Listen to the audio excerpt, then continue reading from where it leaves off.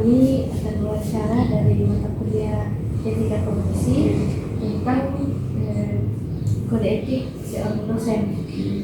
Sebelumnya itu pertanyaan pertama, apa tugas dan tanggung jawab utama seorang dosen?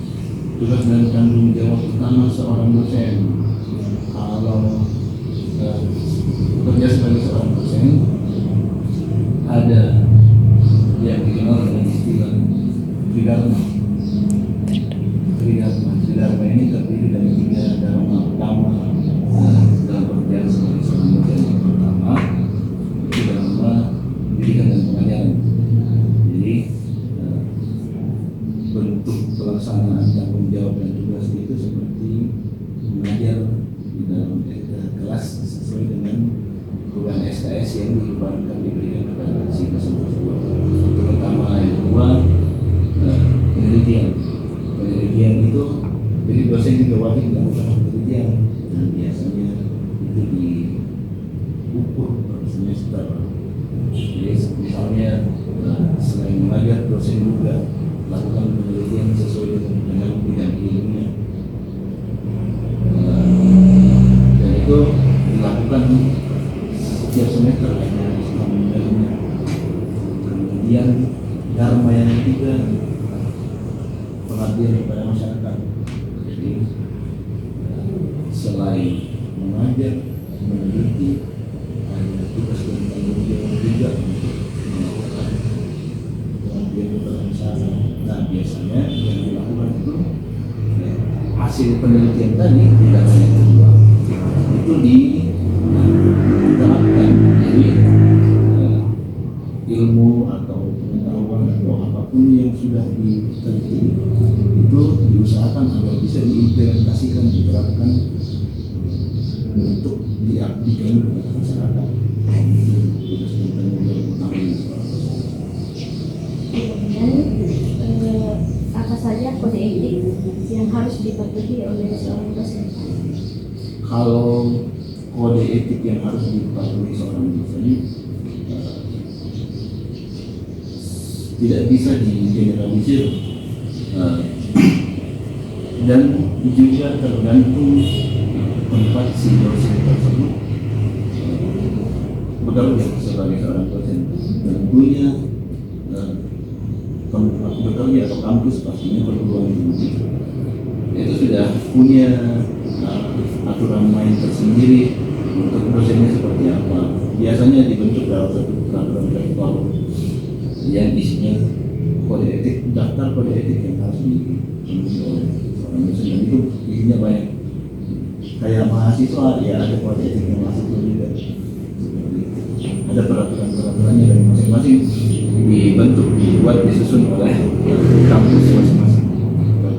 Kalau mau disebut satu persatu, saya harus buka dulu kode etik dosennya.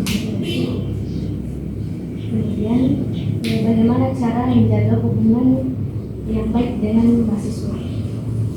Cara menjalin hubungan yang baik dengan mahasiswa, ini tricky. Karena berdasarkan pengalaman ternyata beda-beda karakteristik mahasiswa. Ternyata faktor demografi dan demografi itu berpengaruh. Demografi maksudnya asal si mahasiswa tersebut, apakah dari Toraja, apakah dari luar Toraja, atau bahkan dari Toraja, yang dari Toraja Utara dan Toraja Toraja. Jadi ternyata karakternya ada perbedaan di dalamnya. Terus usia ternyata berpengaruh.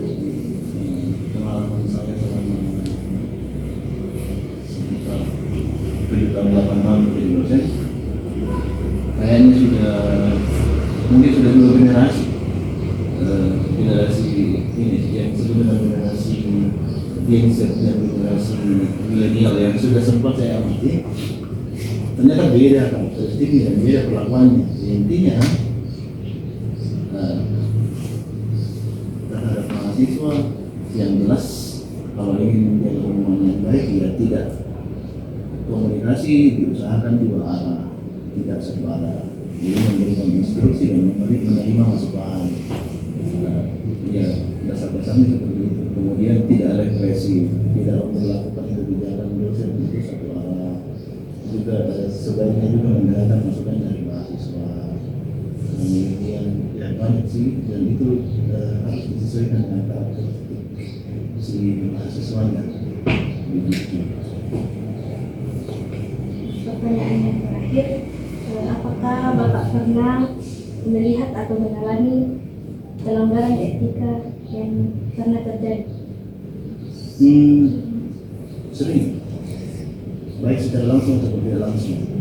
Kalau secara langsung pernah, misalnya pelanggaran etika mana dulu ini, sorry.